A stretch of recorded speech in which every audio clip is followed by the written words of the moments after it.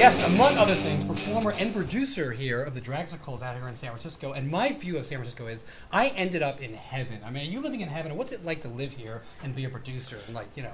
I think it's fascinating. When I got to the city, it was early 2008, and I got to witness the Great Recession in a very expensive, eclectic city, and feel like I caught onto some undercurrent of Renaissance and bohemian, like something that we're going to have to explain in forums like years from now, something that might be cataloged in books. And well, it's true. So I'm just living, you know, my life and enjoying it the best I can, and I admire so many people around me who are contributing to the culture. So and you're part of it. To be here. I'm part of it, I guess. Yeah, I'm happy to have a voice. Yeah. You not only write and produce and direct your own shows, right? Mm-hmm. But you also do drag on the side as different characters and help other people with their shows. That's true, yes. You're very much on the scene. Yes, I would consider myself a drag performer, for sure. Was that, your drag name is? Drama Bin Laden. Drama Bin Laden. Yes. Yep, and I don't apologize for it, and I do still like people's reactions. I wanted a drag name that somebody could introduce on a mic and get a laughter from the audience. I do have a Dragsical coming up. It is a parody of The Fifth Element, starring all drag queens. Yeah, it's Dragsical as in musical, not popsicle. Right, so it's a drag musical. It's a hybrid. Oh, that's perfect. So, you know, I'm very proud of it. This is a new space for me, but I'm very happy because it's I'm raising money for people with mental and intellectual disabilities.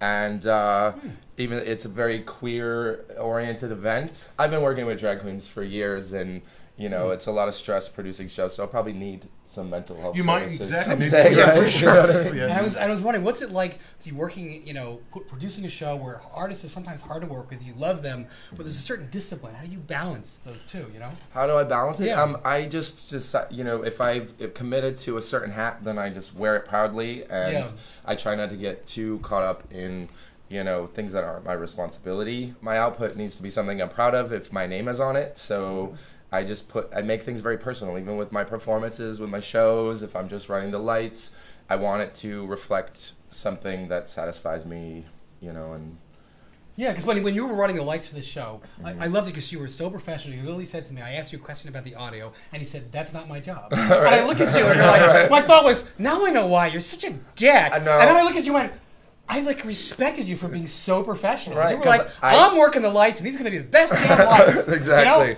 You know? You're speaking to the little Jason that's over there somewhere in the middle of America. What piece of advice would you give them? I've always found that in my life, when I'm fearful and doubtful of the path that I've taken, you know, I'm responsible for my own choices, and it's always been a healthy sign when I feel anxious or on edge about the choices I made, because it means that I'm challenging myself. Right. And you're not in your comfort zone. Exercising the, you know, whatever it is that I need to conquer or learn. It's called being alive. Being alive. Your fears and challenge yourself. But those things, I mean, there's so many people who would give you an excuse that they'll tell me, you know, I've always wanted to write, you know, or they'll tell me, you know, I've always wanted to do this and stuff, and I'm like, you know what, the only difference is that I do it.